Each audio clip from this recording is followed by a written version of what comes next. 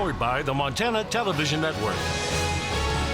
This is the Noon News from Montana's news leader. This Thursday, I'm Jeanelle Slade. Well, state health authorities are catching up with Montana counties on the latest confirmed COVID-19 cases. And this afternoon, the state reports its largest single-day jump since March. Take a look. The state now reports 25 new confirmed cases.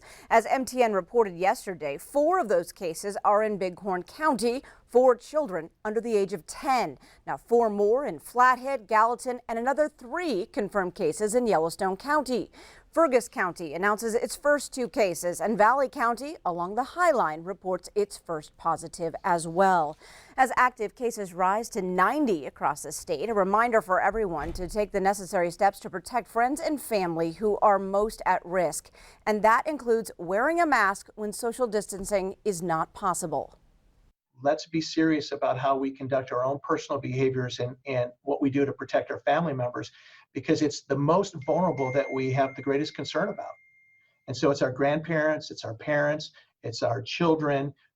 Those are the ones that when we put on this mask, you know, if we all had a mask that said, I'm doing this for grandma, maybe that would help incentivize behavior, but that's who we're doing it for. We're doing it for our most vulnerable. During his briefing yesterday, Governor Steve Bullock said he'd like to see mask wearing become the norm in Montana and said wearing a mask should not be viewed as a political or an ideological thing.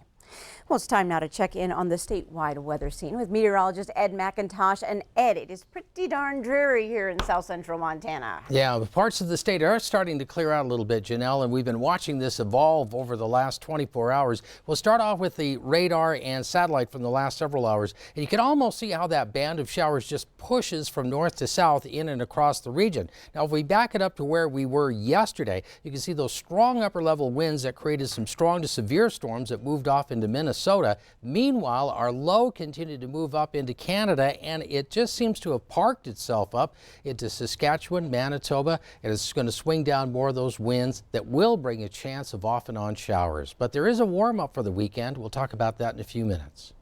All right, thanks so much, Ed. We also have some breaking news. 2 women who were cited earlier this month for walking off the boardwalk in Yellowstone National Park thermal area have been sentenced. Tara Duvally, 31, and Sarah A. Piotrowski, 30 years old, both of Philadelphia, were each ordered to spend 2 days in jail and pay $350 fines, as well as a $106.92 restitution for damages to Opal Pool.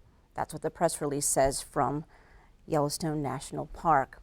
In other news, young immigrants brought to the U.S. as children will not be forced to leave anytime soon. The Supreme Court has rejected the Trump administration's effort to end their legal protections. Skylar Henry reports. The nation's highest court says the Trump administration's attempt to end the federal program known as DACA was arbitrary and capricious. For now, some 650,000 immigrants will keep their legal protections. Chief Justice John Roberts joined the court's 4 liberals in the 5-4 ruling. Roberts wrote, "We do not decide whether DACA or its rescission are sound policies. We address only whether the agency complied with the procedural requirement that it provide a reasoned explanation for its actions." Then President Obama signed an executive order creating DACA in 2012 after Congress failed to pass immigration reform. The policy was designed to protect undocumented immigrants brought to the U.S. as children from deportation, often referred to as dreamers. 90% hold jobs and 45% are enrolled in school, according to a government study. Nearly 30,000 are working in the healthcare system. I work as a pediatric ICU nurse. Due to COVID-19, I had to transition into adult ICU. I have a great heart for the folks we're talking about. But in 2017, the Trump administration announced the end of the program, arguing it was created with an illegal executive action. The issue in this case is who gets to make the immigration laws, the elected representatives of the people in Congress or the unelected Secretary of Homeland Security. And that's the principle that the Trump administration is fighting for in this case. In its ruling today, the court said the Department of Homeland Security can go back and look for a different way to end DACA. Skylar Henry, CBS News, Washington. With police reform proposals on the table from both Democrats and Republicans, it's important to know the differences between the two. The proposals from Democrats is called the Justice in Policing Act. It's asking for a ban on chokeholds, a limit on legal protections for officers, and a national database for excessive force incidents. It's considered more far-reaching than the Republican proposal, which is called the Justice Act. In comparison, it calls for restrictions on chokeholds, money to study law enforcement and race, and an enhanced use of force database. Now, that database under the Democratic proposal would be more public. Tomorrow, African American communities all across the nation will celebrate Juneteenth on Friday, June 19th. Juneteenth marks the end of slavery in our country. In a celebration, the Extreme History Project, a nonprofit organization in Bozeman, will host free walking tours of African American neighborhoods that were once part of Bozeman and the history behind them. So we've been doing historic walking tours in Bozeman for a while now, and we think it's just a great way to get people on the ground where history happened and learn those stories and learn the stories about Bozeman's African American neighborhoods, Chinese neighborhoods, about the women who built Bozeman, and all those stories that we don't often hear. Bozeman was a very diverse place in its beginnings.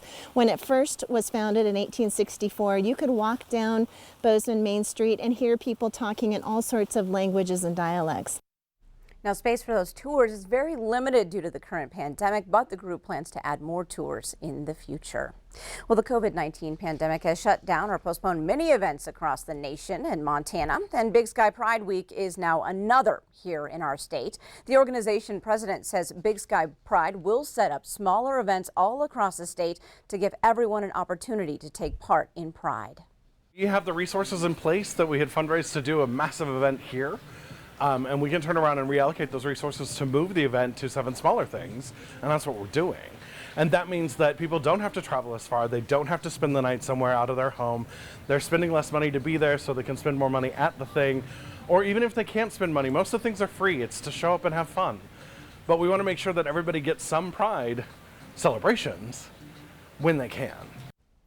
Beaverhead County Sheriff's Office is investigating 2 reports of vandalism at campgrounds in the Wise River in the past weeks. Campers reported tires to their camp trailers and vehicles slashed and rafts slashed and sent adrift down the river. Investigators are seeking information from anyone who may have seen suspicious activity in the area. Well, Monday, the Teton County Health Board denied a proposal from the Shoto Rodeo Committee to host its 75th annual American Legion Rodeo on Independence Day. And while it's disappointing for rodeo fans, this impact from COVID-19 is potentially devastating for the Shoto community. The rodeo is the primary fundraiser for the American Legion Post 6, and without proceeds from it, they won't be able to support many community causes. They say that some community members in Shoto are now setting up a bank account and a GoFundMe page to help the Legion raise funds to continue serving Teton County. Still ahead on the new news, a look at an affordable housing project that addresses both high rent and shelter during the coronavirus pandemic. The time now is 12:08, but first, meteorologist Ed McIntosh is in next with your statewide weather forecast.